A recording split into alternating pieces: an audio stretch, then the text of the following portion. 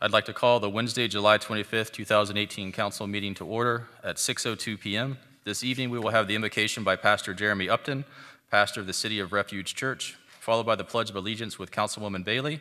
Would you please stand?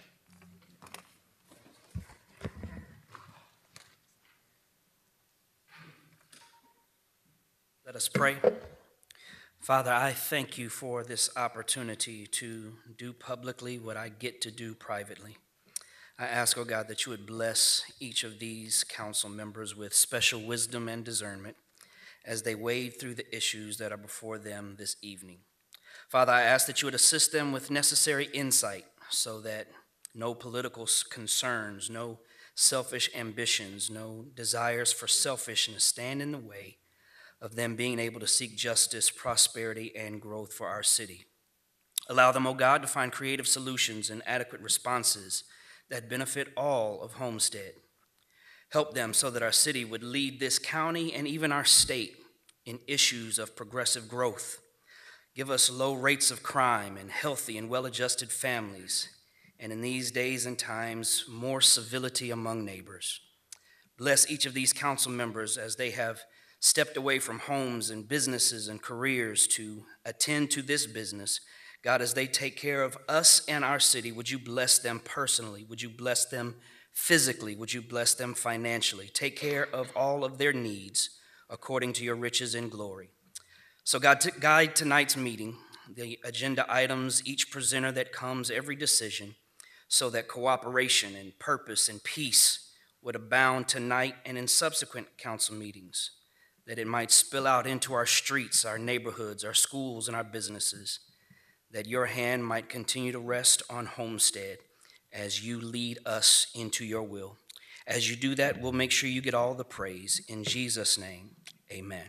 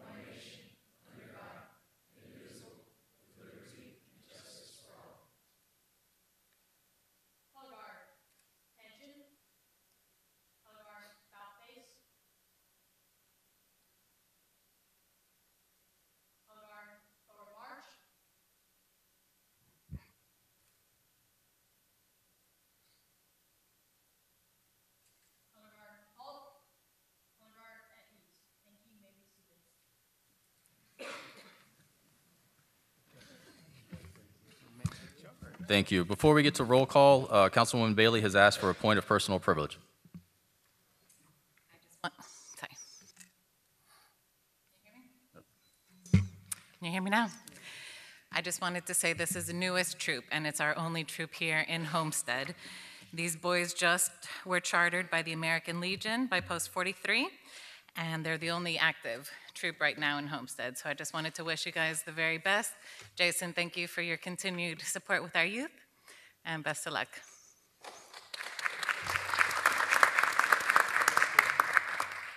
Thank you, Councilwoman. Roll call, Madam Clerk. Councilman Burgess. Here. Councilwoman Faircloth. Present.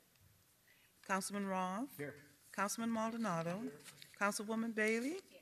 Vice Mayor Shelley. Here. Any additions, deletions, or deferrals? No.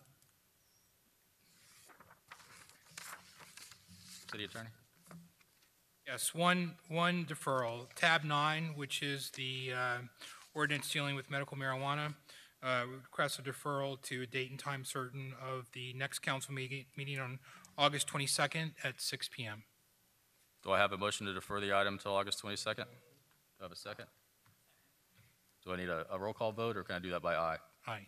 All in favor, say aye. Aye. Any opposed? Okay. Consent agenda. Do I have a motion to approve the consent agenda? Move it. Moved and seconded. All in favor, say aye. Aye. Any opposed?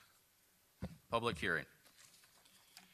Yes, please be advised, the following item on the agenda is quasi-judicial in nature. If you wish to comment upon this item, please indicate that you would like to address the council when the announcement is made. An opportunity for persons to speak on this item will be made available after the applicant and staff have made their presentations on each item. Swearing in, all testimony, including public testimony and evidence, will be made under oath or affirmation. Additionally, each person who gives testimony may be subject to cross-examination. If you do not wish to either be cross-examined or sworn, your testimony will be given its due weight. The general public will not be permitted to cross-examine witnesses, but the public may request the council to ask questions of staff or witnesses on their behalf. The full agenda packet on this item is hereby entered into the record. Persons representing organizations must present evidence of their authority to speak for the organization. Further details of the quasi-judicial procedures may be obtained from the clerk. In accordance with Code Section 2-591, any lobbyist must register before addressing the council on the following item. At this time, council members must disclose any ex parte communications concerning this agenda item. Tab 8. I did visit with the Palace Gardens. Hearing no other ex parte communications at this time, the clerk will swear in any persons who wish to testify on the following item. This is tab 8. Anyone in the audience who is wishing to speak on tab 8, please stand up, raise your right hand to be sworn by the clerk. Please repeat after me. I state your name. Hereby swear or affirm that the information I present shall be the truth and nothing but the truth. So help me God. Thank you. You may be seated. Tab 8 is a resolution of the City of Homestead, Florida, granting installation of a public art as part of the Palace at Homestead LLC property located at 3100 Campbell Drive, as legally described in Exhibit A, and providing for an effective date. Do we have a staff report? That the mayor and council consider the request for the placement of art at the Palace Gardens. The applicant has proposed to comply with the required $75,000 public art contribution through the placement of art on their private property. The Palace Gardens installed a mosaic tile floor design in the main lobby of the development. They've got evidence of the cost of this. It fulfills the 1.5% of the proposed development costs that we require as part of our public ordinance. They have placed, it will be open for view by the public if the public wants to come and see it, even though it is in their main lobby, and so we're recommending you consider the approval of that. Any questions from council? Councilman Burgess. Thank you. I guess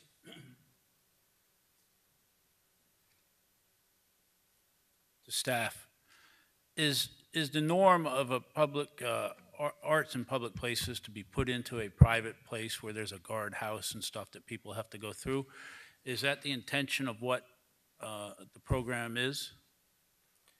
I think the intention of the program is to supply art as part of the development, and so certain places will be able to put them, I don't think it's necessarily unusual to put them in a private facility, but as long as there's access so the public can see it. So this one is, I think it complies with the rules. Okay, so the access is limited to what kind of hours over there? Or is it 24 hours a day if somebody wanted to walk in at 1 o'clock in the morning and say, I Well, want no, to see the art? I don't believe you're going to be able to get in at any time to see Well, the I'm art. asking, So but what during does- business hours. Okay, so during business hours, they're allowed? Yes, sir. Okay. All right, thank you. Problem, thank you. Any other questions from council? Councilman Roth. Thank you, Vice Mayor. The timing of this is kind of strange to me. This building was completed about, what, a year and a half ago, 2 years ago. And I just want to know what the process is when a developer comes into the city, they're made aware of the PAC charges. I would assume that they have either paid that or put some kind of money up front to cover that expense, which in this case is $75,000. and here it is a year and a half, 2 years later, and we're talking about this situation. Can you go through the time frame of how this works, and why is there a big delay in time to have a resolution to this? So we make everybody, as part of the building permitting process, contribute into the escrow fund for the public art. And then if they don't install the public art in a reasonable amount of time, then we don't give the money back and we put it into our public art fund. And that's where we came with now. So given the choice of relinquishing the funds to the city or installing public art, people decide whether they want to actually put the art in or relinquish the funds, and it was at that time that the applicant made this decision. Okay, so they've come to us and said, okay, we've put art on the facility, let's move forward. So I too had a concern that this art was placed inside of a private facility that had a gated entrance to it. So me and my curiosity tested the system today and went to the facility and presented myself to the guard as just a citizen who would like to come see some public art. And surprisingly enough, he let me in and told me that I should go to the front desk. So I proceeded to the front desk and asked them about viewing public art. And a gentleman came up and explained how the art was put into the facility, and I had no hindrance. I walked out of the building, and did disclose to them later in the conversation that I was a city council member, and I left the building.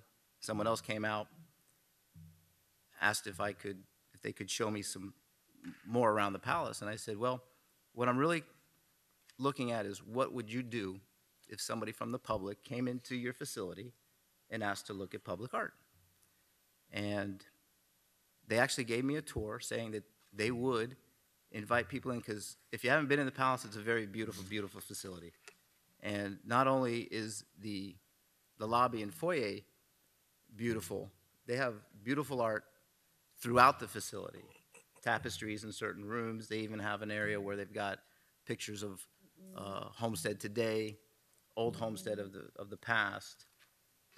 They took me into I guess the dining room, which had some stained glass that reflected that made it appear that diners were looking to the exterior of the building with grass, and it was a beautiful thing. So I was kind of hesitant, but if that's what will happen there, they've got more than the allotment of the $75,000 worth of art that's required by the PAC. And their staff sold me on the fact that as people come into that building, they will definitely see art. So I just wanted to share that experience with everyone. Thank you, Vice Mayor. Thank you, Councilman. Any other questions from council?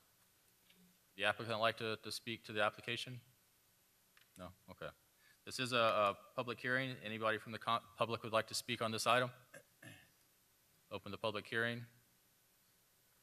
Seeing none, I'll close the public hearing. Do I have a motion on this item? Move it.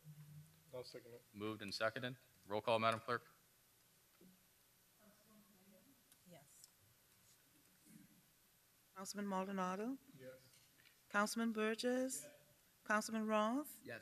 Councilwoman Faircloth? Yes. Vice Mayor Shelley? Yes. The motion carries. Tab 9.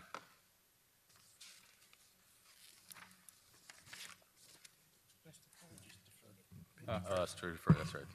Tab 10.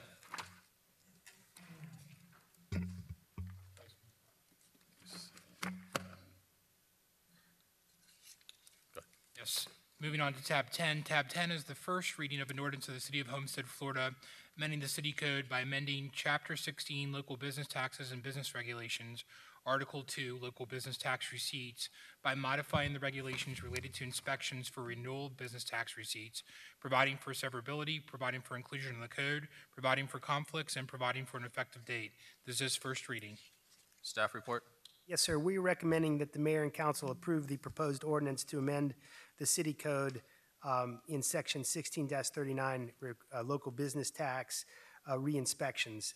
In 2010, the city put in place an ordinance that required that every local business would get re-inspected every year for mechanical, electrical, and plumbing. And there was a fee adopted with that. In 2013, we revisited that ordinance, and staff had recommended that it wasn't, we felt not necessary to go in there every year. If we wanted to maintain that type of reinspection, we could go in every 5 years and accomplish the same goals. And so that we did in 2013. The 5-year period had expired, and we were set to go in and begin those inspections this year. As we began to think about it, we have 900 businesses. We didn't feel that it was necessary to go into each business every year. We do, the fire department does safety inspections annually as part of their business, and we inspect every new business. And I think that's enough. We're not causing a life safety issue. We would be inspecting 900 at a fee of $100, $105 for each inspection. So to double check, we went back and looked at what other cities did, and no other city even re-inspects at all, really. The vast majority doesn't do a re-inspection. So we felt that it may be best to not do this, and therefore we're recommending not to do it. Any questions from council? Seeing none, this is a public hearing. I'll open it to the public. Anybody want to speak on this item from the public? Seeing none, I'll close the public hearing. Any final comments from council? Seeing none, do I have a motion? Moved. Seconded. Roll call, Madam Clerk. Councilwoman Bailey? Councilman Burgess? Yes. Councilman Roth? Yes. Councilwoman Faircloth? Yes. Councilman Maldonado? Vice Mayor Shelley? Yes. The motion carries. Next item on the agenda, tab 11. Yes, tab 11 is the first reading of an ordinance of the City of Homestead, Florida, amending the budgets for the city for the fiscal year beginning October 1, 2017, and ending September 30th, 2018, by increasing the total budgeted revenues and expenditures by $1,698,963, providing for repeal or severability and an effective date. This is first reading. Staff report. Vice Mayor, this is an amendment to the confiscated property fund budget as a result of seized funds being received by the city this year. It's a housekeeping item. Staff recommends Mayor and Council approve and amend the fiscal year 2018 budget for seized forfeiture funds received in the confiscated property fund as per the attached schedule. Any questions from council? Seeing none, this is a public hearing. I'll open to the public. Please come to the microphone and state your name and address for the record. Good evening. My name is Edward Powell. I'm at 745 Southeast 18th Lane. Every month I would see a copy of the minutes come out for the meetings, and I would happen to see this little item called revenue, and so I asked Ms. Sewell where I could find about the budget. She pointed me at a website, which hopefully you've found by now, Ms. Bailey, because it is there. It's tough to find. So I did find the website. And if you notice, every month there's a little add to that. It's not dated, but there's 6 or 8 bumps to the revenue for last year.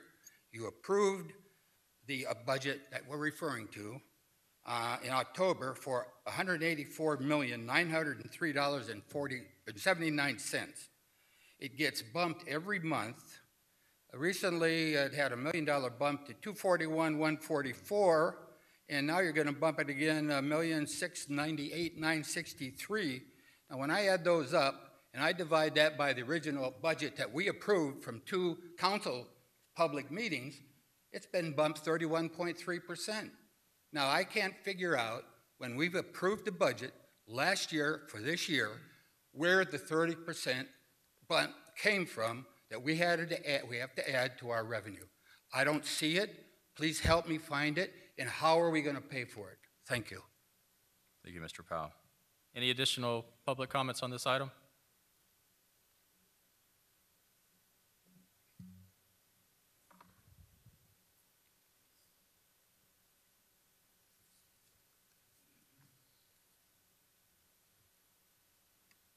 Kim Hill, the southwest side of Homestead.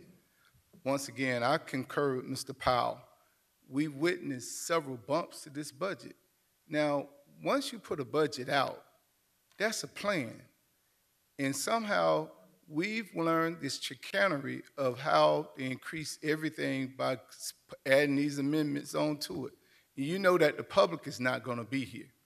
You know that the public is not going to be here. Half the public is not watching, but yet, you know, there seems to be something wrong fiscally. And we have to keep introducing these amendments to the budget. Now, we witnessed a police department that came up and said, we don't have enough dispatchers.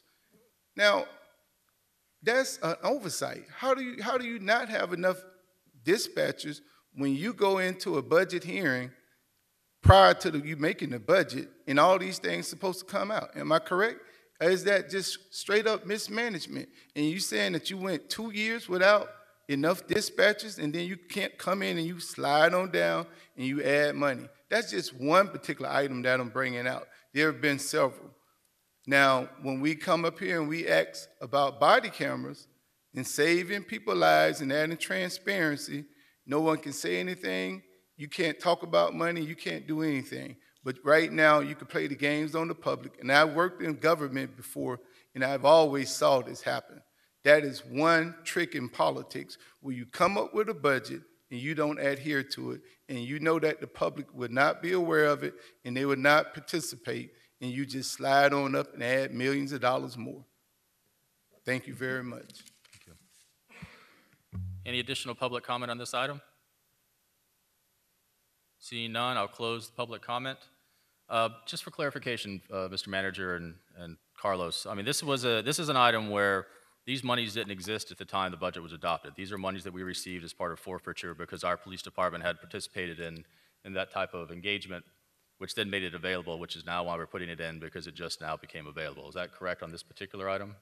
Yeah, on this item, yes, although what I'd like to do, if you'd like, is, because this question has come up before, the last time it was answered by a CPA, and maybe some of the answers got muddled, I'm not sure, but what I'd like to do is try to answer this one last time so that we can make sure, because I think people have a right to understand it, and I think the question is one thing, and we can provide an answer. The accusations are false, so I'll ignore those, but I would like Sibby, if you don't mind, to put up on the screen. We got an email kind of last minute this afternoon, and so what I'd like to do is just basically answer the question as best as I can, because in essence, the accusation is, oh, well, something's wrong fiscally, and oh, all of a sudden things just change and 30% increase, and all that is not true. But I'm going to try to explain this. I'm glad Mr. Powell mentioned that he found the budget on the website, because if anybody has a question about budgets, you can view the entire city budget online, and we welcome people to do that. What you're looking at now is I have this red line above the section. If you went into last year's budget, and what you'll see is, just to remind everybody, our fiscal year begins October 1st and ends at the end of September. So what happens is we come to you in September and you vote on the annual budget in September in two hearings. And so what you see in your books is everything that's under that red line, which kind of gives you the comparisons between 2016, 17, and what you'd be voting on in September, which is now labeled as the adopted budget, which you did in September. So you'll see down at that red line budget, down at the end of the column, which is the red line, that is what you approved last year, which was roughly a $185 million budget. Now that, by the way, is all funds, which includes your operating budget general fund and a bunch of other funds, including utilities, plus capital improvements. And that, I think, is where some of the confusion is coming as we come in with these additional capital improvement projects, because unlike an annual budget where, for example, we come in and we say we have X number of staff, this is what it costs per year to pay for salaries and benefits, and then at the end of the year, whatever it is, if you don't spend it, you don't spend it, you close out the books, and then the next year is a new budget. But capital improvements are a little different. Capital projects tend to take longer than one fiscal year.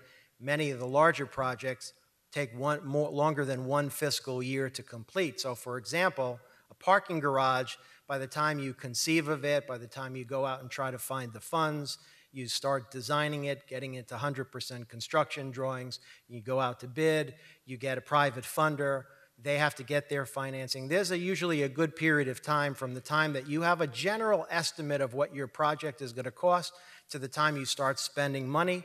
And then as you're spending the money, your fiscal year may close, but the vast majority of the project is not completed yet. So for example, the parking garage is the greatest example. We knew last year sometime it's going to be around $36 million, but when the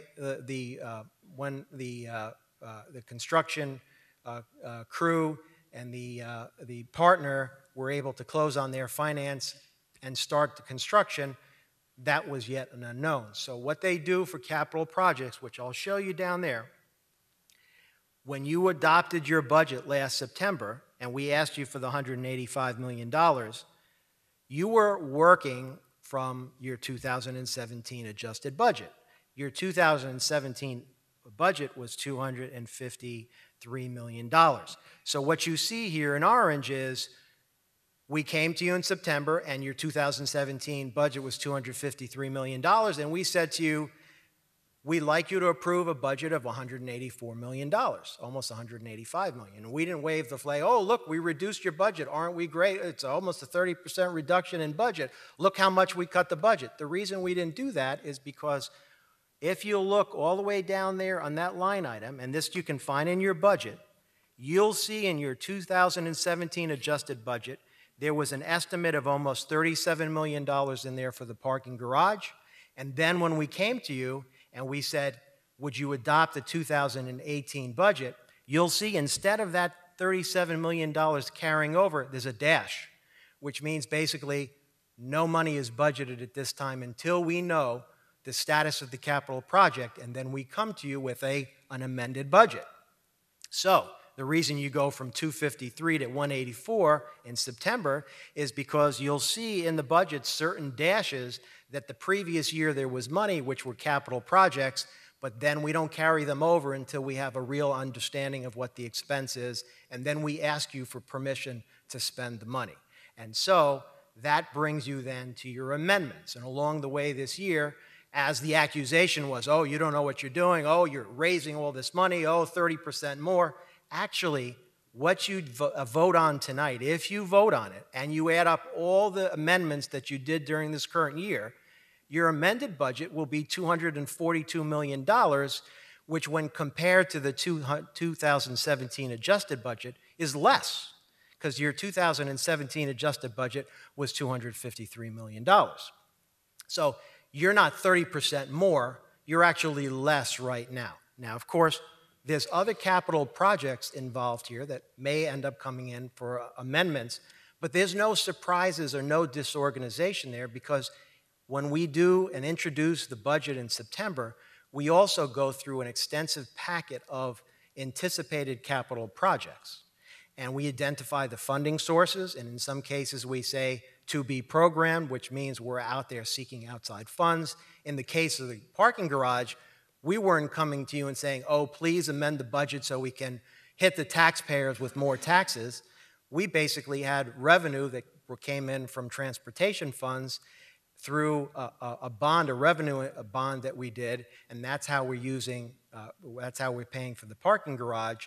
So with all these different items, we come in once the funding source is anticipated, we have an understanding of the status, then we'll come in with the amendment. There's another way to do this, which is you can just do large estimates and plug them at the beginning of the year.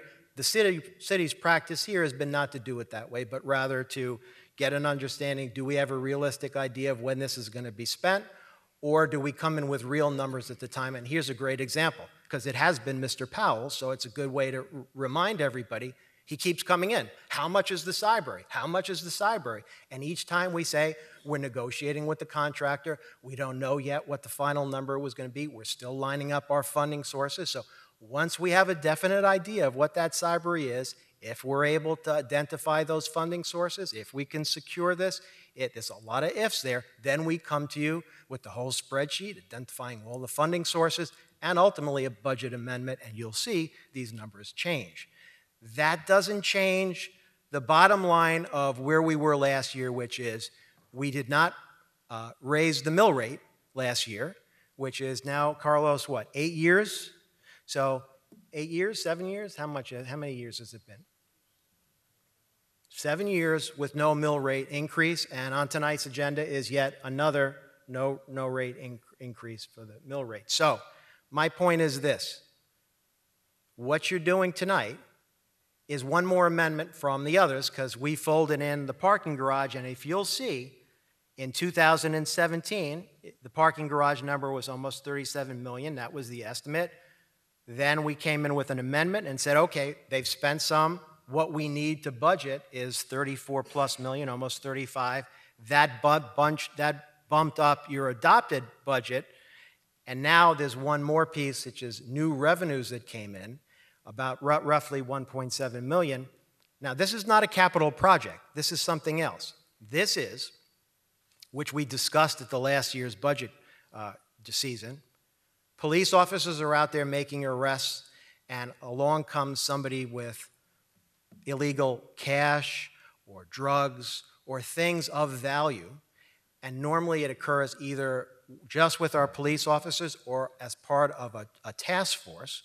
And then when all that money is collected and all that value is collected, depending on who's been involved with the arrest, that money then is calculated, it's divvied up according to law enforcement agencies, a number is attached, and then the city or the agency that was involved in that is entitled to a portion. Last year, we told you we needed some police cars, we had some leases.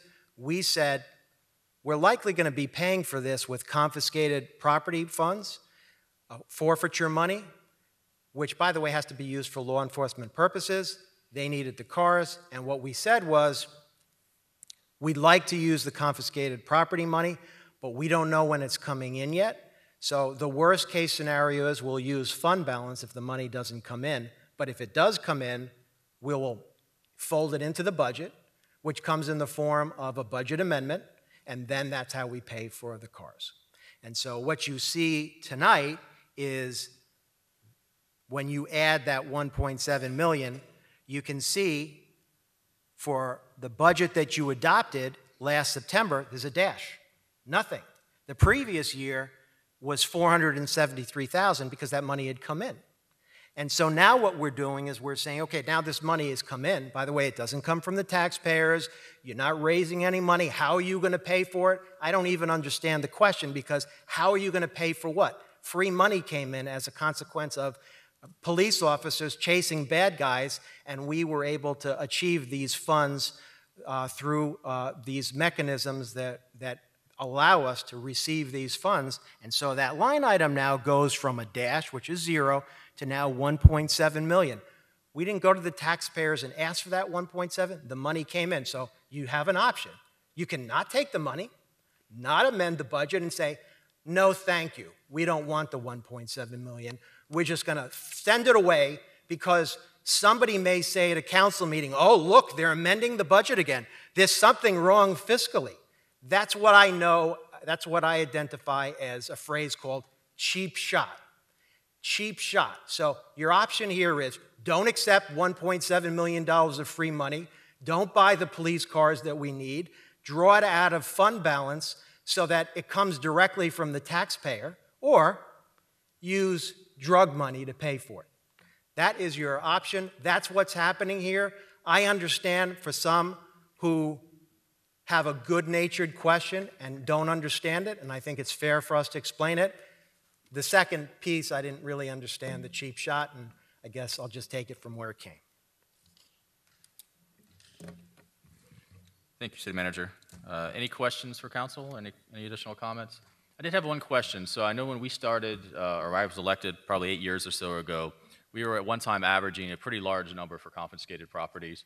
You know, it slowed down for a little while, as you can see that historical graph that was just shown, and now this is a big chunk that came in again this year, which is hopefully a trend as we're going back up to receiving larger sums. Do we have an idea of what may be in the pipeline? I know there's sometimes a long process where we've already acquired or been part of a operation that may yield those dollars for us, but we're waiting for the process to get released to us. Do we have any of that already in the pipeline? Okay.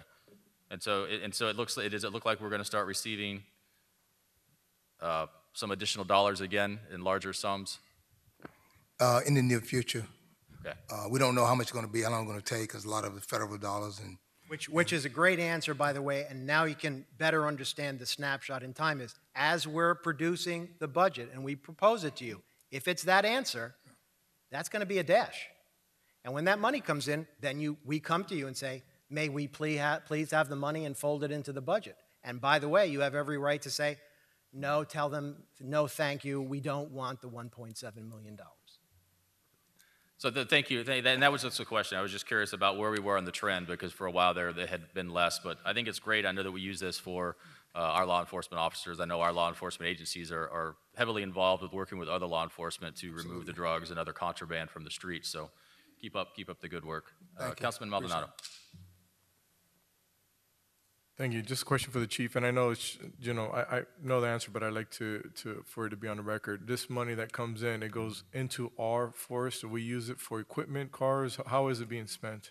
the manager said it very clearly. It is used for law enforcement purposes only. Okay, we're not allowed to. We don't bring in that money for ourselves or anything. Just for you guys. No, sir. Excellent. Okay, thank you. Any additional questions? Do I have a motion? Move. Do I have a second? Second. Roll call, Madam Clerk. Councilman Burgess? Yes. Councilwoman Faircloth? Yes. Councilman Maldonado? Yes. Councilwoman Bailey? Councilman Roth? Yes. Vice Mayor Shelley? Yes. The motion carries. Next item, tab 12. City Attorney. Motions. Yeah, this is just a motion, so if you, City of Homestead must meet requirements and standards as required by law and the Department of Environmental Protection Agency in order to provide safe potable water to its residents. As a result, mechanical bar screens will be installed onto the new influent pump station number 1 for the purpose of allowing minimal screenings to enter the facility, reducing damage to equipment and decreasing the cost of maintenance. Although the cost of the equipment is $349,936, the item will be financed through the City National Capital Finance Master Lease over an 8-year period. Please refer to CAR 2414 for additional details in the financing and the CIP item. Staff recommends Mayor and Council authorize City Manager to award bid number 201833, mechanical bar screens rebid to Parkson Corporation in the amount of $349,936. And this is part of the city's capital improvement plan number 091. Any questions from council? Seeing none, this is a public hearing. I'll open this up to the public. Any questions or comments from the public? Seeing none, I'll close the public hearing. Do I have a motion? Move. Do I have a second? Moved and seconded. Roll call, Madam Clerk. Councilman Roth? Yes. Councilwoman Bailey? Yes. Councilwoman Faircloth? Yes. Councilman Burgess? Yes. Vice Mayor Shelley? Yes. The motion carries. Tab 13. Vice Mayor, they should stop because every time we vote, you show it with a no vote on the screen. So if it's not going to work properly, they should stop doing that. Hold on. On all the votes on the screen, it's not working properly, and Vice Mayor Shelley shows up as a no vote. Stop. Nobody else's yes votes show. So if it's not going to work, we shouldn't use it. Okay, thank you, That's sir. been the third time tonight. Just don't switch to voting anymore.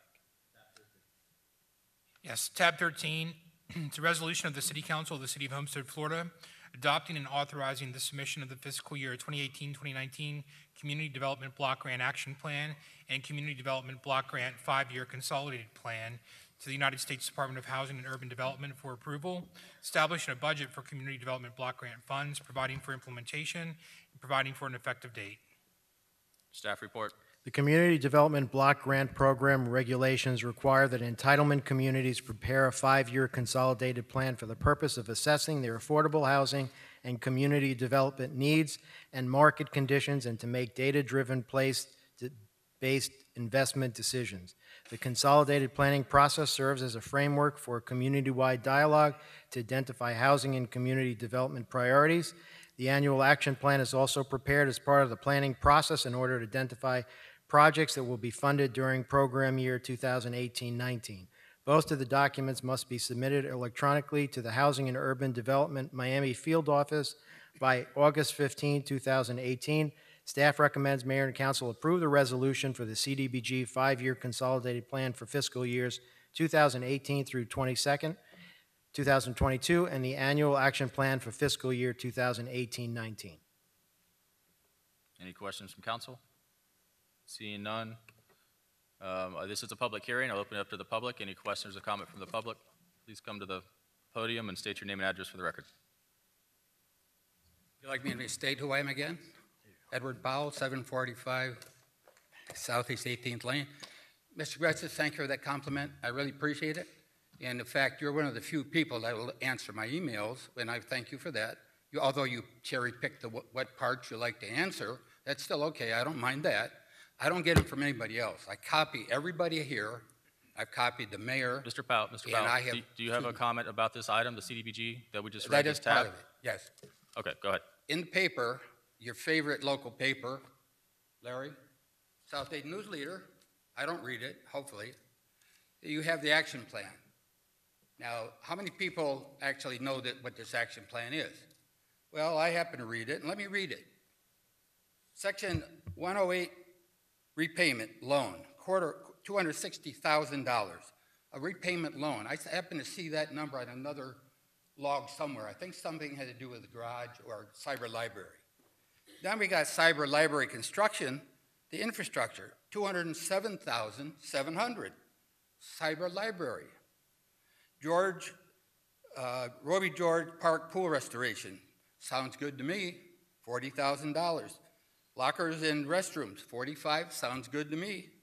The whole purpose of this, as it says, low income, moderate income. Only thing I see in here of the $830,000 are those two items. I see park benches for Roscoe Warren, $32,000. Park benches at the brand new park. Public services, elder services. Now, what does elder services for $112,000 have to do with this grant? I'm really confused. And then next, last but not least, administration, $133,969. Somebody's got to administer the park benches that go into Roscoe Warren Park. Plus, please tell me this repayment loan. If it's a loan and it's got to get repaid, where did it come from, and where's the money going to come from? Where's the loan, this 108, Section 108? Would you please help me with that one? Thank you. Any additional comments? If not, I'll close the public hearing. Any additional comments from council? Do you want to explain the CDBG action plan real quick, either George or Carlos?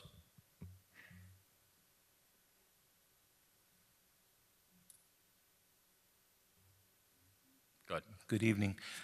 Yes, with respect to the Section 108 repayment, if you recall, I believe it might have been several years ago, we did come to council about applying for a HUD loan of $3.8 million, and it was for the library.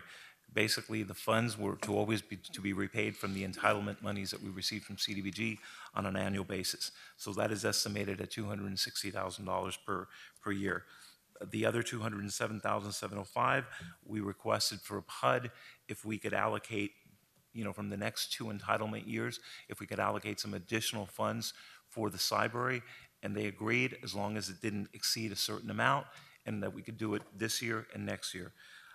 The next 4 projects, the next 3 are projects, most of them were on our CIP, and then the public services for the elderly programs is something that the council has given us direction that as far as public services, that's where they want the focus to be. So this isn't to any one particular group or in any particular fashion. This is just right now that's very broad.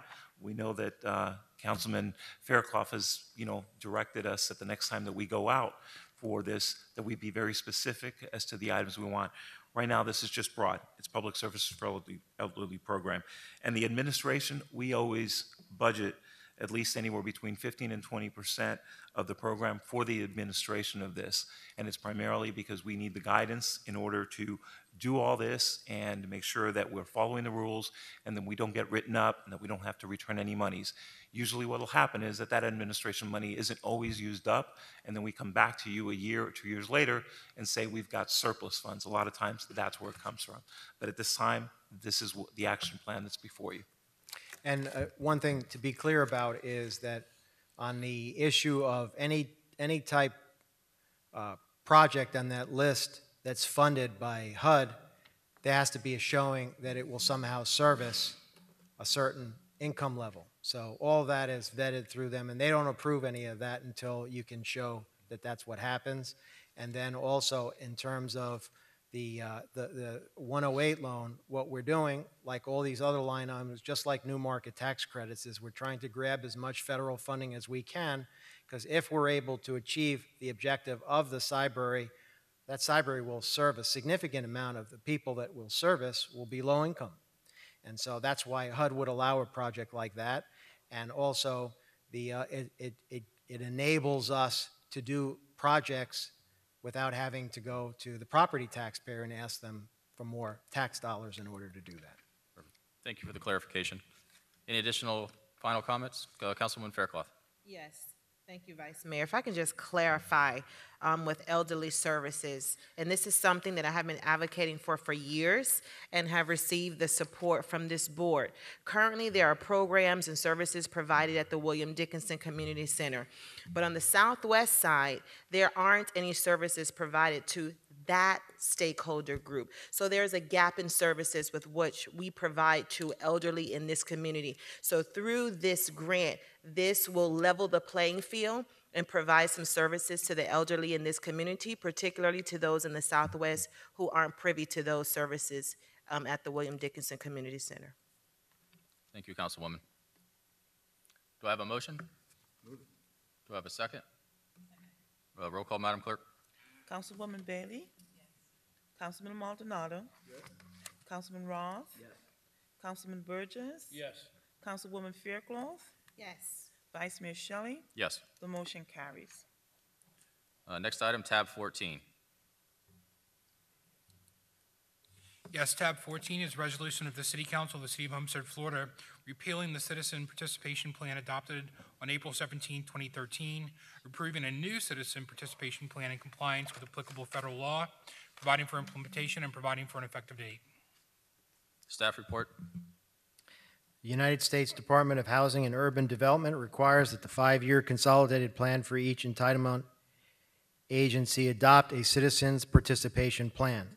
The CPP outlines the methods used in the development from a public input process of the 5-year consolidated plan and action plan, and how Homestead provides for maximum citizen participation in the development of these plans. Staff recommends Mayor and Council approve the attached resolution repealing the current Citizens Participation Plan that was adopted on April 17, 2013, and approve the attached revised plan as required by HUD. Any questions from council? This is a public hearing. I'll open it up to the public. Any questions or comment from the public? Please come to the podium, state your name and address for the record.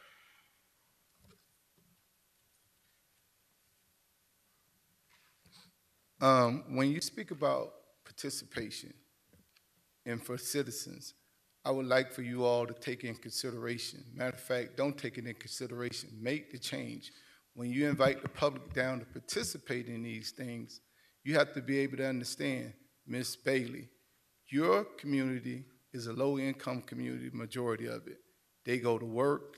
They don't have time to come here at before 5:30 to sign in to participate on something that's going to be so influential in their community. When we say participation, we want to be able to include everyone, so you want to make public access easy. And right now, the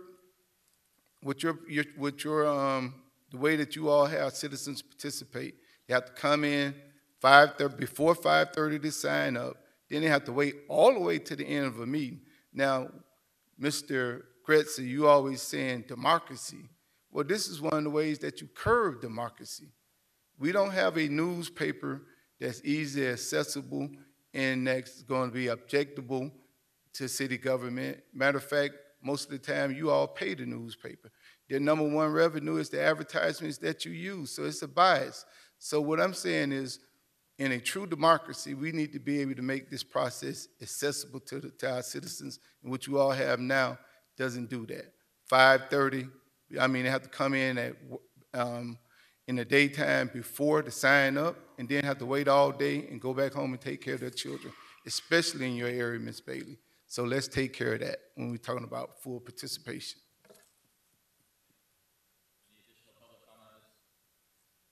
Any additional public comment on this item? Seeing none, I'll close the public hearing. Any final comments from council? Do I have a motion? Oh, Councilwoman Faircloth. Yes, thank you. I can't find the page that I saw it on, but I saw that there were some homeowners associations that were reached out to as a part of the participation process. Like, I believe I saw some Waterstone HOA communities. Is there a particular reason why they were privy to this, but not my community where I'm right across the street?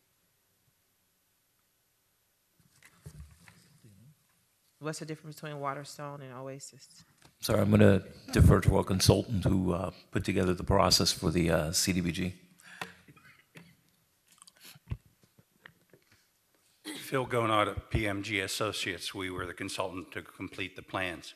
The homeowners groups that were listed in there is 137 groups of public agencies as well as homeowners groups. We received that list from the city in terms of the ones that they had. If there's a particular group that you believe is not on that list, then it's something that needs to be amended. I have several HOAs in my district, several. And that's something we would need to move forward on, yes. Okay, so we can just update that. If we're going to reach out to some, let's reach out to them all. Thank you. Vice Mayor. I also want to make the point that I think there may be confusion on this item as well. The speaker may have been under the misimpression that the only public process for that was to come to council meetings and do that at this time, and there's a lot more community outreach than that. So, and I believe there were night meetings with that as well. Three night meetings. Do you know what time they were? 6:30. 6:30. Thank you, City Manager. Do I have a motion on this item? Move. Do I have a second? Second. Roll call, Madam Clerk. Councilman Roth? Yes. Councilman Burgess? Councilwoman Faircloth? Yes. Councilman Maldonado? Yes. Councilwoman Bailey? Yes. Vice Mayor Shelley? Yes. The motion carries. Next item, tab 15. Tab 15 is a resolution of the City Council of the City of Homestead, Florida, establishing a proposed operating millage rate of ad valorem taxation and establishing a proposed millage rate for debt service on the general obligation bonds for the fiscal year beginning October 1, 2018 and ending September 30th, 2019. Staff report. Staff recommends Mayor and Council adopt the attached resolution providing a proposed operating millage rate of 5.9215 per $1,000 of assessed value of ad valorem taxation for real and personal property within the City of Homestead. This millage rate is the same as last year's millage rate and is to be implemented beginning October 1st, 2018 and ending on September 30th, 2019, fiscal year 2019, and a proposed voted debt millage rate of 0.53 per $1,000 of assessed value of ad valorem taxation for real and personal property within the City of Homestead. This millage rate reflects a 0.0275 reduction from last year's debt millage rate of 0.5575 mils and is to be implemented beginning on October 1st, 2018 and ending on September 30th, 2019, fiscal year 2019. At a gross taxable value of $2,857,501,054, an operating millage rate of 5.9215 mils will yield ad valorem revenue at 95% for the city of 14,534,624 and 154,034 for the Community Redevelopment Agency, a total of $16,074,658. At a gross taxable value of $2,857,501,054. A debt millage rate of .53 mils will yield revenue at 95% for the debt service of $1,438,752. Pursuant to Section 200.081 Florida statutes limits maximum operating millage rate that municipalities may have to 10 mils. Tentative first budget hearing, special call Wednesday, September 12th at 5:30 p.m. Tentative final budget hearing, special call Wednesday, September 26, 2018 at 5:01 p.m. Any questions from council? No questions. This is a public hearing. I'll open the public for any comments or questions regarding this tab. Seeing no public comment, I'll close the public hearing. Just, I guess, to reiterate kind of what you stated earlier, City Manager, this is a couple years in a row now that we've either kept it even or you actually reduced it over the last 8 years. And so this is another cycle where we're capping it at the same rate as last year, meaning that it won't be raised this year. Correct. Okay. And we'll get into the details of the budget come September, summer and September, and you'll have the two hearings. People can ask their questions and see more detail. Okay, thank you. Any final comments or questions? Do I have a motion to approve? Do I have a second? Second. Roll call, Madam Clerk. Councilwoman Bailey? Councilman Maldonado? Councilwoman Fairclough? Councilman Burgess? Councilman Roth? Vice Mayor Shelley? Yes. The motion carries. Next item, tab 16. Yes, tab 16 is a resolution of the City Council of the City of Homestead, Florida, authorizing the purchase of 3 Dodge Chargers for the Police Department from AutoNation Chrysler Dodge and related vehicular equipment from Dana Safety Supply, Inc., 1 bucket truck for the Electric Utility Department from Altech Industries, Inc., and 2 side loader trucks for the Solid Waste Department from Nextran Truck Center, pursuant to City Code Section 2-411.185, exemptions from competitive bidding, authorizing the purchase of the second phase of the telemetry system for data flow systems and 2 mechanical bar screens from Parkinson Corporation for the Water and Sewer Department pursuant to the city's standard competitive bidding process, providing for financing of all purchases pursuant to the City National Capital Finance, Inc. Master Lease, including the second phase of the telemetry system for the Water and Sewer Department, the purchase of which was approved by council through Resolution 2016-12-127, providing for implementation, providing for an effective date. Staff report. Total cost of those purchases to be financed is $1,764,119. Annual lease payments for this equipment will be approximately $188,185 over 5 years. For the police vehicles, bucket truck, and telemetry, $87,157 for over 7 years. For the 2 side loaders, and $49,871 over 8 years. For the mechanical bars, which will be financed under City National Capital Finance Master Lease Purchase Agreement as per city's previous practices. Annual payments will be $325,212 with quarterly payments to the bank starting in November 2018. Any comments or questions from council? This is a public hearing. I'll open it to the public. Any questions or comment from the public? Please come up to the center podium and state your name and address for the record.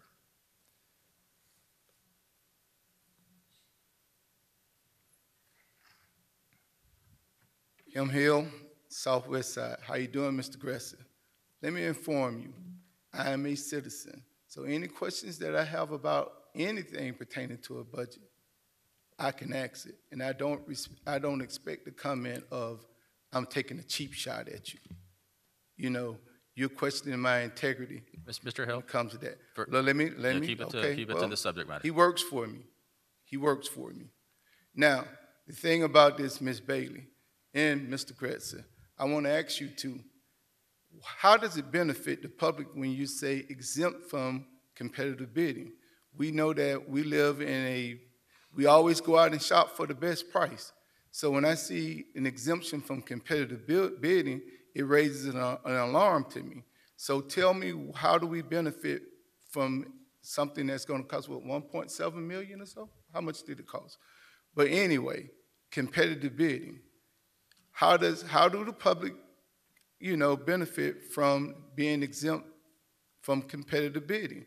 We know that sometimes government could get a little tricky. You can align yourself with some of these companies that you're selling things from, and you could get political funding, backdoor political funding. All kinds of things can go on. So right now, I would just like to lay it all out to the public. How do we benefit with exempting this from competitive bidding? Thank you, Mr. Earl. Any additional public comment? Seeing none, I'll close the public comment. Yeah, City I'd like Manager. to, one thing just really quickly is we're happy to answer all questions, and we respect people's right to know, and we are happy to get the questions and happy to answer them. What we won't tolerate is false accusations. I will not sit here, have somebody come to the podium, make a false accusation, and sit here and do nothing. Those days are over. Comments are fine, questions are fine, but if it's false, it will be addressed. That's the point. Whether it's from a resident or a non-resident, that's what happens. When you come without any regard for the truth and make false accusations, expect a response. That's number one. Number two, the reason why we do these sometimes exempt from competitive bidding is because larger organizations like the Sheriff's Association bids much larger projects and they can get better prices. So when the list comes out and the prices are cheaper, we would rather go with that than do our own independent competitive bidding process because it is, we're smaller and it's harder to get better prices than a larger organization that will end up bidding in bulk. And so typically it's cheaper to go with, you exempt the competitive bidding and then go with a larger organization that's already done the competitive bidding and they get better prices. So we don't sit up here trying to figure out, geez, how can we charge the taxpayers more? We try to get the best price. In some cases, it means exempting the competitive bidding process so we can get better prices for the taxpayers. Thank you for clearing up that, City Manager. Any additional questions or comments from council? Do I have a motion to approve? Move. Do I have a second? Second. Roll call, Madam Clerk. Councilman Roth? Yes. Councilman Burgess? Yes. Councilwoman Fairclough? Yes. Councilman Maldonado? Councilwoman Bailey? Vice Mayor Shelley? Yes. The motion carries. Next item on the agenda is public comment. The public comment cards I have, the first is, it's a Michael Peffelson. I can't quite see the last name. No? Okay. Next is Raymond and Mercedes Smith.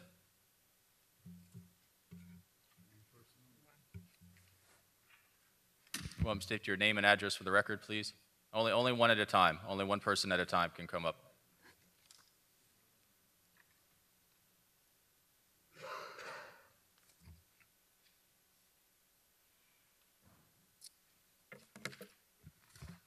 Hello, everyone. Vice Mayor Shelley and all the commissioners, councilwomen and councilmen. My name is Mercedes Smith. My address is 1613 Northwest First Place, Homestead, Florida 33034. I'm here on the behalf of my company and our movement that we have coming to the Seminole Theater. I just want to give an overview of what's going on of the event that's coming up. Basically, Fierce Storms Production, Inc. is a company that represents entertainment and the arts.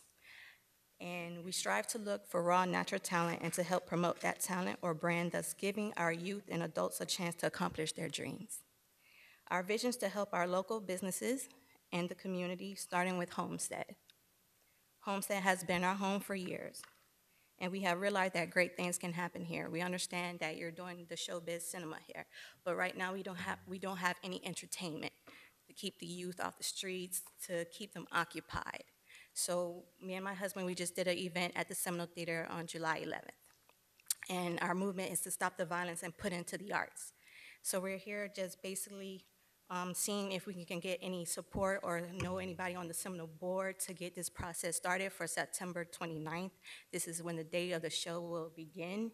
Our budget is $2,624, but it's an event where all families, kids 6 years old, tickets will be sold for only $10.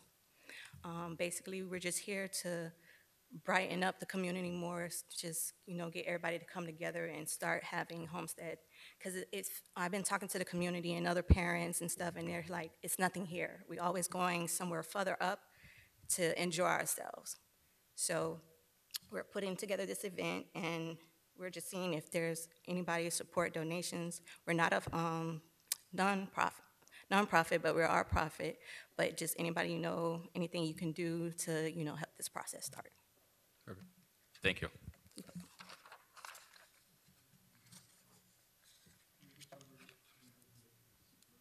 Yeah, I think she passed off some information that was passed out by the clerk, so you should have everything I that she have was a referencing. flyer that I can So, give you guys too as well. The Okay. show will start from 5 to 10 p.m. It's on a Saturday. okay. Thank you. Thank you. Kim Hill.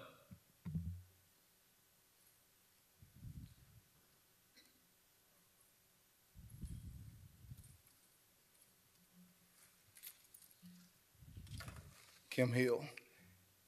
One day at the beginning of time, the truth was coming from church. He was fully dressed. It was a hot day. He was wearing his suit, had on his hat, his shoes, and it was so hot, he decided to say, oh, it's hot. I think I'll take a dive in the water. So he took off all his clothes, all of his clothes. He was naked. He was butt naked. And here comes the lie. The lie is walking down the road. And you know the lie doesn't have anything. And you know what they say on the southwest side, Miss Bailey, if you lie, you'll steal. Well, the lie dressed all up in the truth clothes, went to looking just like the truth, and went running down the road. The truth looked up and said, hey, these are my clothes. And the lie said they used to be, and the truth jumped out naked. He was running. And that's the way it's been ever since, Mr. Gresser, a well-dressed lie being pursued by the butt-naked truth. That's what I'm doing here, pursuing. The thing is, I came down here in pursuit of a body camera. You all told me that you didn't have enough money. You told me that you needed more policemen, all of these things. But I look and I see you generate $1.7 million out of confiscation money. Now, the Foster family, right now, you just looked at the news, 3 years. 3 years this fatal shooting happened on your side of town, Ms. Bailey, and there hasn't been a resolution to this. The state attorney still has this case, and government is still spending money. But if we would have had those body cameras, what I came down here proposing for the last 3 years, but the well-dressed lie said, oh, you hate Chief Rowe, oh, you hate the police department. They decided to draw all kinds of narratives. But this case could have been concluded, Mr. Maldonado, if we would have had those body cameras. It's easy. But yet you don't want to even put it up on the agenda. See, this is when you allow city managers to disrespect the public, constituents, when they walk up here and you call them falsifications. But he's not man enough to be able to get it and allow me to rebut or do any of that. See, you like to do it on the side of the road and blame it on the dog, Mr. Gresser. But I'm man enough to come have a conversation with you. Now, as I was saying, though, once again, body cameras, and we're looking at a distressed family. We're looking at a community right now still, and we generating all kinds of money. But we didn't want to hold in consideration that we got 1.7 over here to think about using it for body cameras, or having what you call a democracy, a discussion, and putting it on the agenda. But when marginalized communities speak up, you can easily disregard what they're saying. Thank you very much. Valerie Hewley.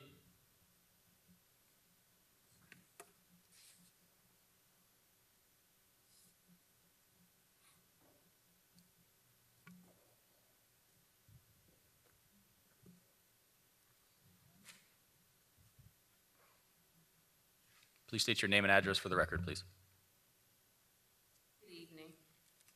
Valerie Hughley, 514 Southwest 7th Avenue, Homestead. Okay. Please speak into the mic. Valerie Hughley, 514 Southwest 7th Avenue, Homestead, 33030. I wanted to address the council on some issues regarding the southwest section. I did speak with Councilwoman Bailey, and pretty much what I have to say, she and I have discussed it in length over an hour. She's aware of pretty much what's going on in the southwest section.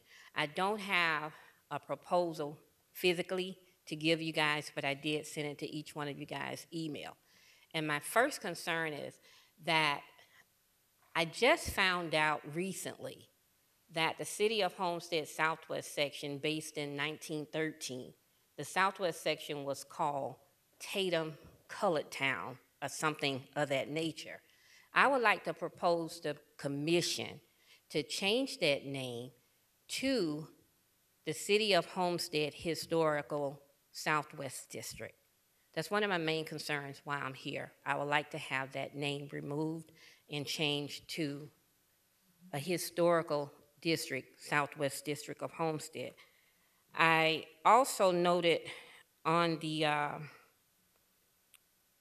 proposal list that I sent to you guys also about, I'm trying to get to it if you could give me a second, about the Southwest Advisory Council. If you guys look at your email, you will see in detail what I bullet on there. And I really would like a response from each one of those areas. One of the concerns I have with the Southwest Advisory Board, it need to be made up of people that live in the Southwest Advisory Board. Because I'm not here all the time. I travel back and forth, but I do monitor the city channel, and I see what is being said. I notice here in commission meeting, after every item, you ask for a public comment. That's not allowed in the meetings that's held with the Southwest Advisory Committee. Also, I've never seen so many meetings canceled because they don't have a quorum. And I'm wondering, why is that? Is canceled continuously because there's no quorum there. And what is the term limits and things of that nature? I also have a concern about the FICA Williams Center. We just spent monies doing a renovation process there, but yet you don't have a handicap access there. I was visiting there last week regarding an event, and Sorry, the time's up. Thank you. But I suggest you send some emails with the information to all the council members as well. Okay, I did. perfect. Thank you. Mr. Womble.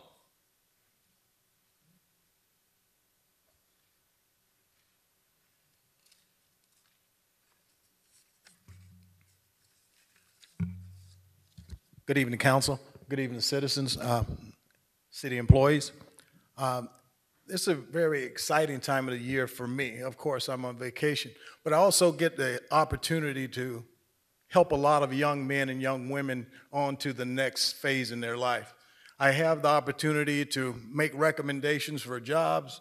I have the opportunity to make recommendations for individuals going into various academies. And I take pride in helping those young men and young women for the mere fact that it was passed on to me, so I'm giving back to the city in that way. Individuals who are graduating from police academies, who are going into police academies. I take great pride in honoring those young men and assisting them so they can pursue their dreams. I would like to congratulate the young athletes also who are participating in various sports in which they represent the city. We have a group of young men and young women who are going to a national track meet this weekend. So they're representing the city in many ways. And we should take great pride and support our athletic programs. At this point in time, I think we have fewer programs for our youth than we did some 20 years ago when we had far fewer people. Also, I would like to congratulate the men on the force who are doing all of the right things. I would like to congratulate all the young ladies on the force who are doing the right things. However, there are sometimes individuals who are not necessarily doing those things that are by law. They're not conducting themselves accordingly. And one way in which I propose in which we could remedy that so that we have a different narrative is for body cameras. And body cameras have been proven to save the costs for litigation. Body cameras have been proven to be a narrative that is not taking place when you have only one person, well, assisting with the narrative when you only have one person writing the story. I frequently go on to Facebook, and I saw on Facebook in which an officer was accused of abusing a citizen. Unfortunately, the citizen was a preacher. He was a minister, and he claimed that the officer abused him. Body cameras proved that that officer did not abuse that citizen, and it vindicated that officer. So when it is said that Mr. Wamble is opposed to police officers, no way. I have too many friends that are officers. I have too many young people that I recommend to become officers. Thank you very much. Walter Thompson.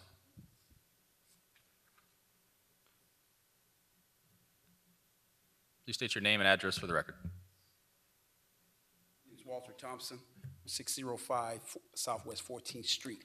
I guess I'm a non-resident because I live in Florida City, but I frequently be in the Southwest Homestead all the time. That's where I be at, and I was told I can come here and speak. I'm coming concerned about body cameras. I know you don't heard my fellow friends saying something about body cameras, but I come to talk about them because I think that's a serious thing going on. But I heard something when I was listening to your meeting here. I heard something. I heard you, the city manager. I heard you talk about the budget. And I heard you talk about all this money that comes in and comes out and how you switch it around and how you going this way, how you get it, and adjusted and adopted budgets. So I know about that being 20 years in the Army. I know about fixing the budget because I need the money and I need the things to do. But I heard your solution to body cameras. And it just came, just me sitting here tonight. And you can't tell me that there's no money here for the city of Homestead for body cameras. You cannot tell me that. You cannot tell me that a growing city like Homestead, Florida, does not have the money to support their citizens and their police officers. So this is not a battle. This is not a battle between them, the citizens and the police department. This is a battle between you guys giving what your citizens and what your police department needs. This ain't no popularity thing when you're talking about people's lives. I mean, you're talking about the police officers' lives, you're talking about the citizens' lives. You guys got the brain cells, it seems like it because you was explaining it, to get what the citizens need and what the police officers need. Mr. Wamble said it right. Yeah, the young man, they tried to accuse him, but something in the body camera showed that he was telling the truth. Now that protects our police officers. That's also protect our citizens. And I sit there like, wow, no. You know, what I heard. I mean, I heard the answer. And maybe I'm the only one that heard the answer. You know, maybe my years of training, maybe I seen something different. But I just heard the simple thing what you need. And I'm telling you, this is Homestead. Now, you know what the county of Dade County is not really having it. These police officers not having body cameras. I've actually saw their meetings and they're saying that this is going to stop. I hate them to come down here and tell Homestead that you're going to get body cameras but you guys got it. You guys in this council, I'm telling you, it's right in your face. You got the budget. You guys know exactly what it is. It ain't no fight. I don't want to fight none of you guys. My fighting day's over. But dang, not to have body cameras that take care of your citizens and your police officers, that's damn near criminal. I'm telling you. Thank you. Thank you. Ed Powell.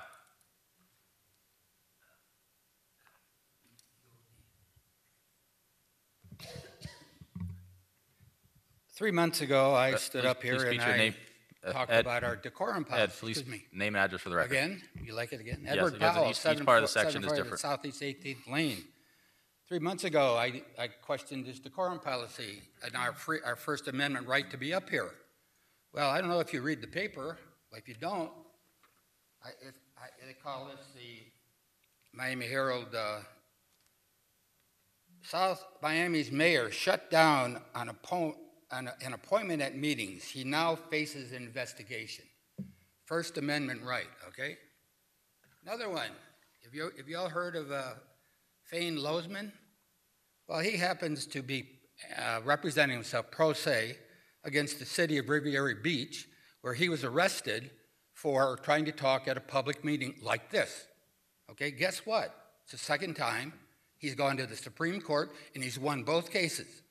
So, Mr. Gretzis, judge and jury, you should be a little careful with how you tell me or anybody else that you're the judge and the jury.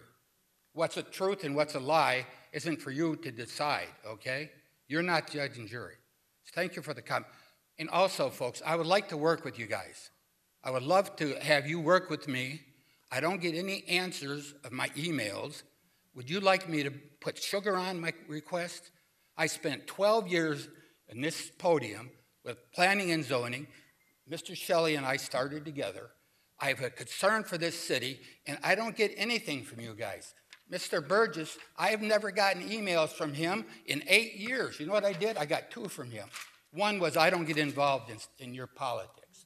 I don't know what he does if he doesn't get involved with me. Mr. Porter says, you run citywide. Well, you all get my emails. You all get the same questions, and I don't get any answers. Terrible, okay. I asked, what's going on with the city attorney, and why are we paying the city attorneys for a case against Alexandro Margito and James McDonough? Okay, here's a $10,000 to date invoice from the city mayor, and it's for a case where Mr. Margito is being sued by a citizen in a non-professional duty as far as the city of Homestead. A private citizen not living in Homestead is being sued by another person.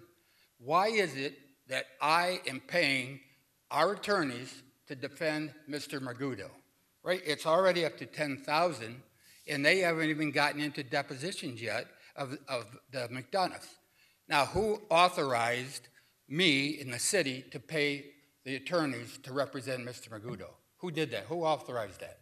Does everything come to you? Thank you, Mr. Approval? Powell. Mr. Powell, thank you. Hey, thank you. The buck stops there. No additional cards. I'll now close public hearing. Next item is business from the city manager. A couple of things I just want to clarify. Freedom of speech is not one-sided. People from the public have a right to come here and say what they want. They get their 3 minutes and they say it. That doesn't mean I don't have a right to speak. And also, if they ask a question, I feel an obligation to answer questions. I also feel obligated when somebody comes up here and says something that's not true. The rest of the public has a right to know what the right information is. So for me to sit here, allow somebody to come here and say something that's factually incorrect, and then to say nothing validates false information. So I don't respond to everything, but when somebody comes up here and makes accusations that are clearly untrue, I feel an obligation for the rest of the public to understand how their taxpayer dollars are being spent. I also feel an obligation to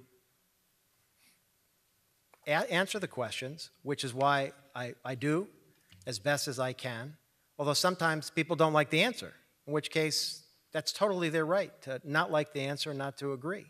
I also feel an obligation to say to the person who served in the Army for 20 years, thank you for your service, but that doesn't negate the fact that he doesn't live here.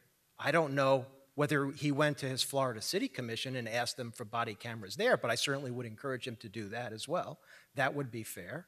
And I would also say that when somebody comes up here accusing the city because the investigation is still open on a police officer, I would just say, well, we don't handle that police investigation. That's the state attorney's office. And I would hope out of fairness, they would go to the state attorney's office and ask those questions instead of coming here knowing that, of course, we're not handling that investigation. And I would agree, it certainly is taking a long time, but I don't control the state attorney's office, and therefore I don't have anything to do with that. So those are fair play, I think, is something that we could all expect, and civil dialogue. If somebody's going to come up here and make a false accusation and we don't respond, that will just encourage them to make more. Also, because one person here is actually suing the city and didn't mention that every time he came up to the podium, that he is suing the city. And another person came here threatening to sue the city and said he'll be filing a lawsuit. And then complaining about legal fees, I would just say this to the taxpayers: we can either roll over when people sue us falsely and just pay them off, which I believe then would encourage a whole lot more lawsuits, or we can fight them one at a time and make our case, which is our right to do. So rights are not one-sided here. Fair play is you have your right, I have my right. God bless America. And I think that is what's fair. And so I'm not going to go every time as best as I can, but when there is something that is blatantly false, I feel an obligation to comment. And as far as the waving around of the legal fees, we've heard that meeting after meeting after meeting from people who are responsible, from a person who's responsible for the bulk of the legal fees that they're complaining about. And the best way to not incur legal fees for the city is to not sue the city.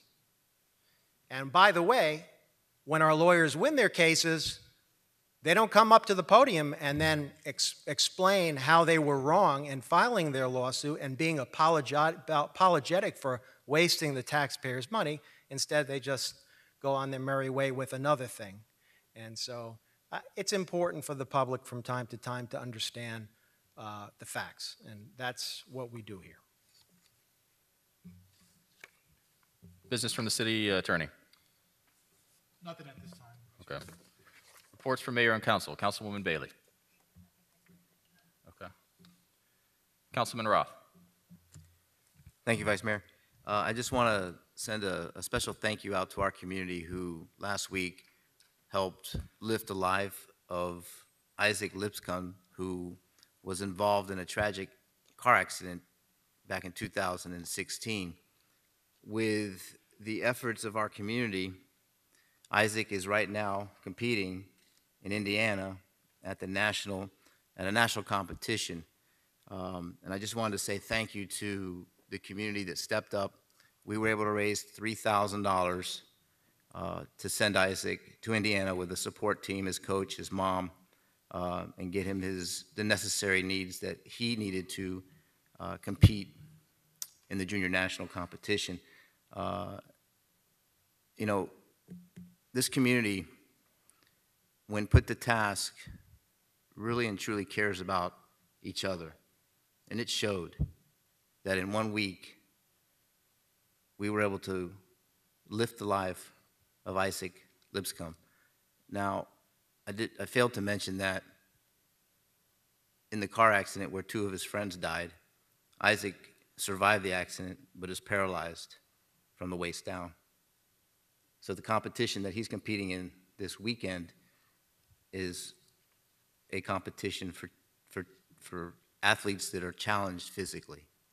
And again, I just want to express my appreciation to our community and the residents who stepped up and made this dream possible for Isaac. Thank you. Thank you, Vice Mayor.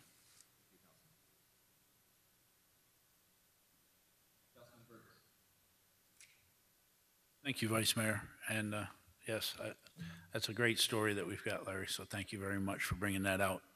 I just want to tell Dennis and Public Works, thank you. At the last meeting, I was kind of loud about the roads not being taken care of over on that side of town, and the construction around the on-ramp not going well, and things have moved.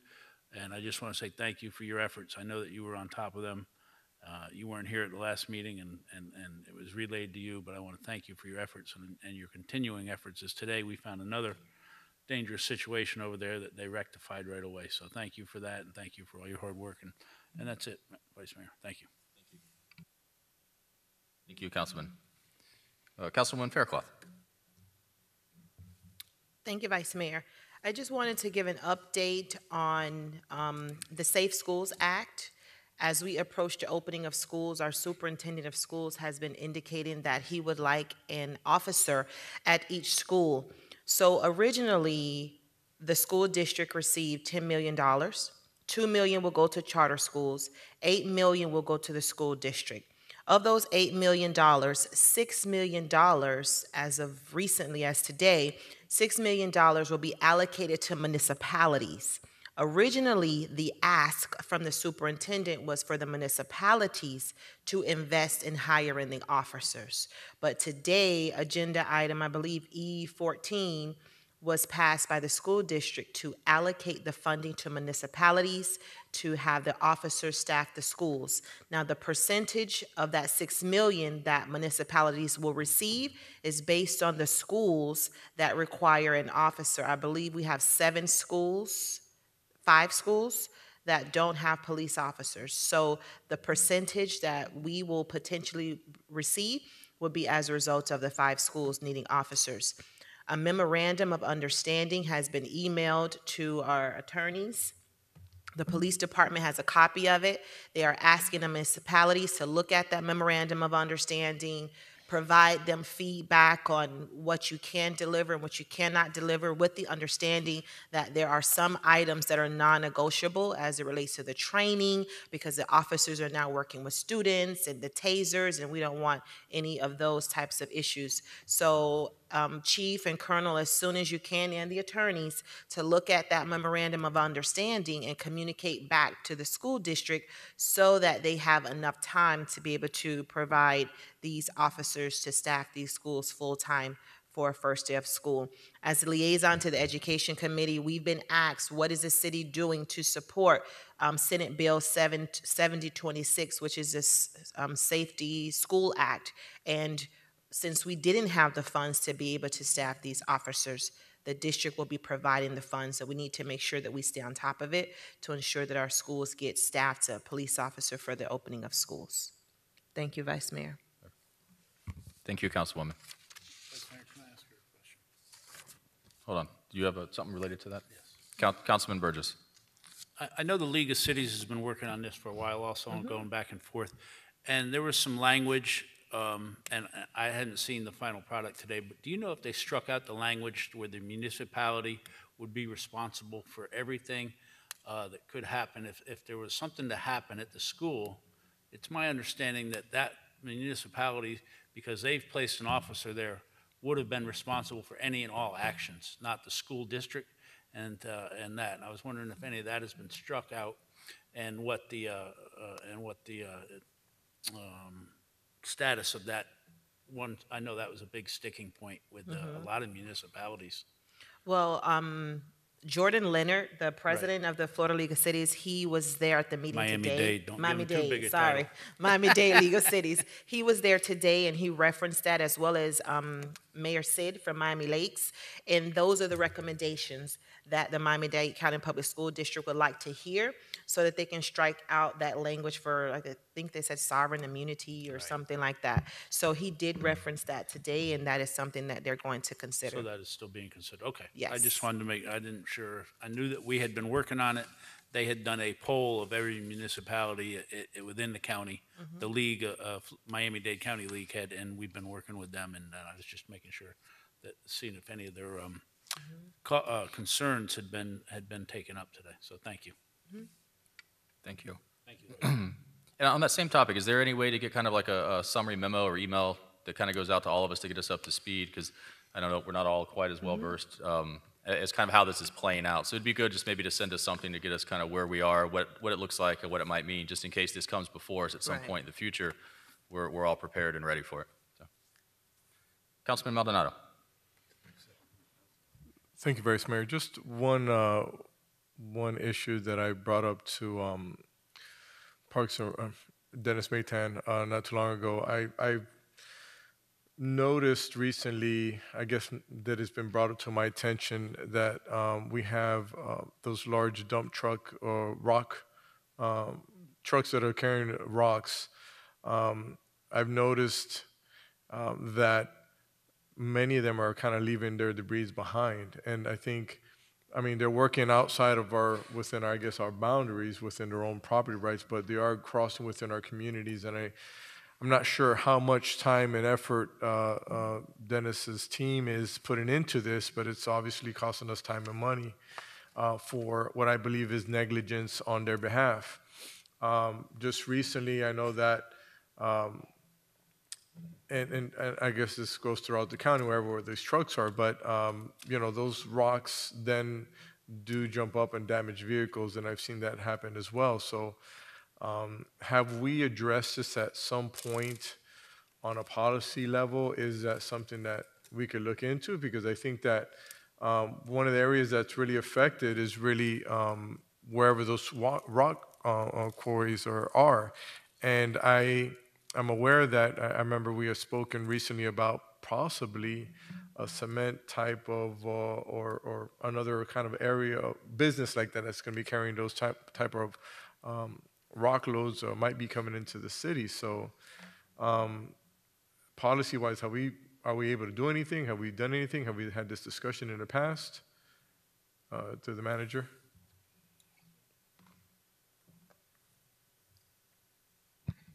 We can certainly take a look at it. I do know it depends on the type of road and whether it's a county road, a state road, a municipal road. But with regards to weight limits, a lot of that is controlled by the state, and we're preempted.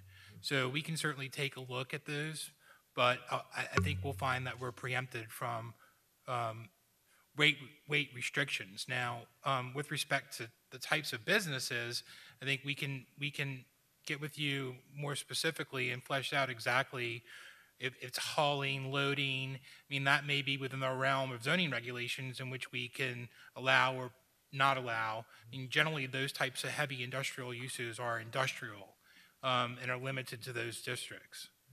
And I think what I'm seeing, and I've seen it firsthand. Just the other day, one of these trucks were kind of driving without putting that cover on the road, and we're seeing rocks falling off and damaging cars behind. Again, negligence on their behalf, but if and then again spilling onto our streets and where our staff has to do the work. Is this just part of doing business and this is just the way it is? We just don't say anything about it, or is there something that we can do? And I think more of that is something that I'd like to at least look into, because it affects our community. And if we didn't have it in our community, we wouldn't be talking about it. But we have a large one right here off of Keysgate that I'm pretty sure. How many times, Dennis, do you guys go over there picking up rocks and dirt and clearing out that area? We have to clean up. So, okay, thank you. That's it for me right now. Thank you. Thank you, Councilman. Under my business, I have, well, actually for the mayor has this tab 17, which is car 2418. I asked his staff member whether or not he wanted to move forward with this, given that he was not able to attend this particular meeting. And I think because of time circumstances, he would like this to proceed forward. I don't know a lot of history about this particular item. I think this, a lot of the facts predated my arrival here, and I think most of our arrival on the council. But I have talked to the city attorney and asked him if he could maybe shed some light on what the mayor's intention was here and the reasoning for requesting this resolution. Certainly, Vice Mayor. So I'll read the resolution and then I'll explain a little bit about how it is before you and why it's before you. So it's a resolution of the City Council of the City of Homestead, Florida, supporting John W. DeMailey's family in their opposition of a commutation of sentence for Guilford Robinson, providing for implementation and providing for an effective date. And so the history behind this is there was a community member, a gentleman by the name of John Doc DeMailey, who was a local veterinarian, who helped found the Homestead Rodeo Association and was a respected member of the Homestead community. And in 1985, there was a robbery where Mr. DeMailey was murdered, and the robbery was committed by Mr. Robinson. And in 1986, Mr. Robinson was convicted of the murder and received a life sentence. And so he is now petitioning or requesting, which is the process that a prisoner is allowed to do every so often. He's currently up for and is requesting a review for this commutation of his life sentence. And as part of that process, the state reaches out. There's a process in which the state reaches out to family members, people in the community, for commentation or comments with respect to the commutation. And so the DeMille family, through the mayor, is asking the council to adopt this resolution in support of their family who opposes the consideration or the state entertaining a commutation of Mr. Robinson's life sentence. So that's the genesis of this item before you. Okay. Any questions or comments from council members? No? Councilman Maldonado. Is this something that we've ever dealt with in the past and that's come before us? And I mean, I'm a little, I get the sense of the question, but that it'd be a resolution from a government entity or us as a council. How does that take place? How does that affect us? And because I heard you say the community and individuals and family, but we as a body is really the question in our position on this. Yeah, I don't recall the city ever having voted on or taken up anything of this nature. We looked into it. There's not anything in law that precludes you from doing so, but you know, I mean, it's a policy decision that you all can consider. I mean, you haven't opened the door. You haven't done this before. I mean, if you do this, you know, there's always a chance that someone may request you to do it again. And I guess that's really the reason why I asked this, because I know that I'm going to assume that this is, it sounds somewhat out of the realm of our policy making decisions, but which we can make a decision on. But if we do that, you know, how many other cases are we going to start to saying, you know, this family that's been a long-time resident really wants you to reach out and do that, and then, you know, we've been on this road, you know, then we have to take a position. And I think I remember, and I don't know, maybe I'm wrong, but even when in our ethics class that we took, there was one of, you know, making sure that when someone says, hey, you know, you're a council member, can you write a letter of recommendation, you know, for this and that? And it's like, well, you know, you have somewhat of a leeway in what you can and you cannot, you know, use your title as a council member. So I kind of guess, I guess that's just the angle that I'm seeing in. I'm just kind of putting it out there as a question or even as a thought. So that's just my thinking out loud, just having to read this all of a sudden. That's it. Thank you. Do you happen to know when this board is meeting? I mean, is this a time-sensitive matter? I don't know the details. Is this something that needs to be made tonight, or could it still be effective next council meeting? Unfortunately, Vice Mayor, I don't have those details.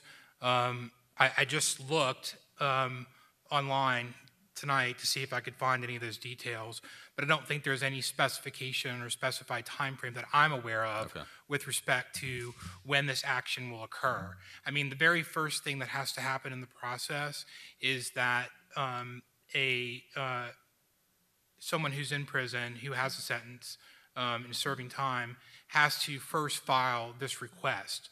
The request has to first be approved to move on to the Office of Clemency, and if the request isn't approved, then you don't get to the next step. So it's a step process. It's various steps, but I don't know the time frame with respect to when they're looking to have this done. They've been on the family's been on notice that Mr. Robinson's requested this, and I think that's what prompted this, but I don't have a time frame. Okay. The reason I asked the question is obviously there's hesitancy from one member of council up here. I haven't had any other discussion from any other council members, so I don't know where they stand, but I would think the mayor, I would rather have him a chance to present his case since it's his resolution. So if there's a chance that the council is not supportive of it, it would probably be better to maybe defer it and wait for the mayor to make his case and let him present why he's bringing this forward. On the other hand, if the council as a body is, you know, willing to pass this, and I think we can continue the discussion. So I don't have no other comments up here to make that determination. So if anybody wants to help nudge in a direction or another, would be good. We can get a motion one way or another. Councilwoman Bailey. Yeah, I would definitely like a little more information before voting. Okay. Councilman Roth. Thank you, Vice Mayor. John W. DeMille's family had been in this community for a very long time, and I may be wrong about this, but is he one of the former mayors of this city? I believe his son is. I know Tad was. Tad, yeah. I'm not sure about. But earlier in history, I mean, we have all those pictures along the wall, and I think there's something up there that says Doc J.W. DeMille in the hallway. So to counteract some of the comments, this is not just someone who's walking in and asking us to support their family. This is someone who's part of Homestead's history. The arena at Harris Field is named after him, so it's a little different than someone just coming in off the street and asking us to support their efforts. So I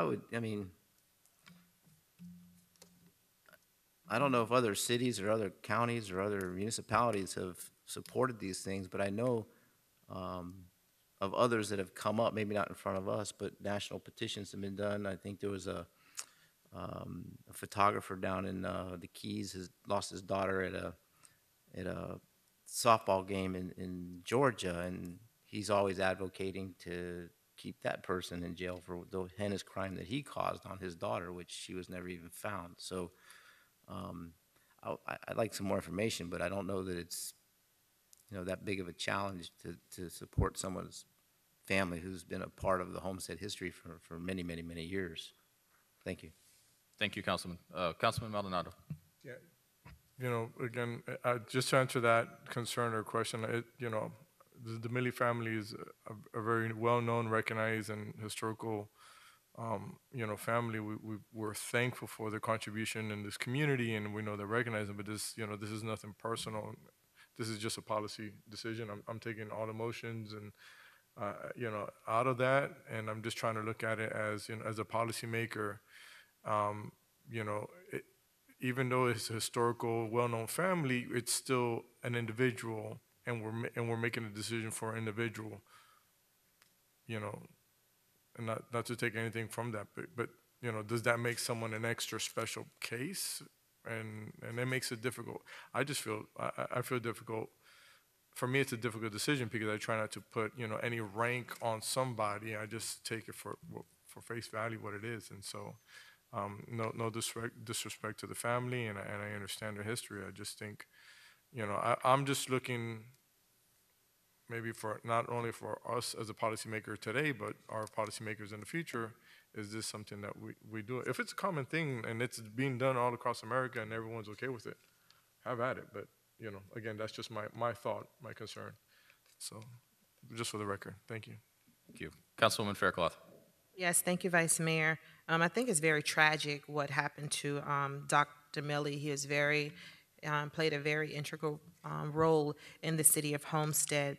According to Mr. Tad DeMille's Facebook post, he is requesting phone calls and letters and things of that sort. So perhaps a hybrid or a happy medium to this is whoever is interested in supporting this could pen a letter on behalf of themselves as an elected official, as opposed to proffering a resolution on behalf of the entire board. So I know the mayor isn't here to speak to this item, but if it is deferred, to give him the opportunity to speak to it, or you can just pen a letter from yourself as an individual as opposed to a resolution. Thank you. Thank you, Councilwoman. Yeah, and after hearing that, I don't know if someone wants to make a motion to defer. I think we have a little bit of back and forth here and some uncomfort with this, and so I think rather than take a risk of taking a vote on this and having it fail, we're probably better off to defer it, and if the mayor feels strongly or one of us feels strongly enough, we can re-discuss this at the next council meeting, or we can decide to take the action that Councilwoman Faircloth mentioned and individually in our own capacities write those letters, which may be stronger as 7 separate letters than one letter from the council of a body. So with that being said, does anyone would like to make a motion to defer? Go ahead, Councilman Maldonado.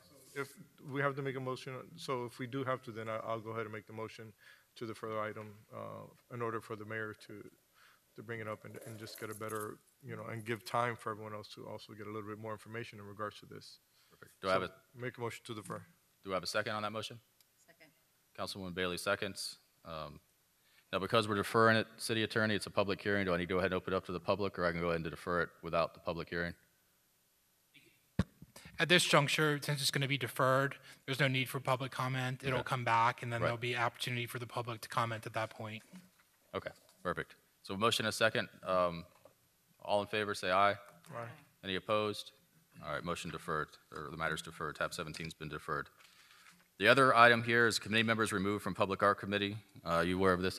Any information? Is it just a perfunctory? They failed to attend meetings, or they be request to be removed? Does anybody have any information on this? Yeah, they didn't show up at meetings. Okay. They haven't been to any So they've not complied with the city charter code as far as number of meetings attended, number of meetings missed, and so as a result, we're asking to remove them. Is that the case? Correct. All right, do I have a motion? Moved. Do I have a second? All in favor, say aye. Aye. Any opposed? Motion carries. All right, I'll obtain a motion to adjourn. Move second. This meeting has been adjourned. Thank you.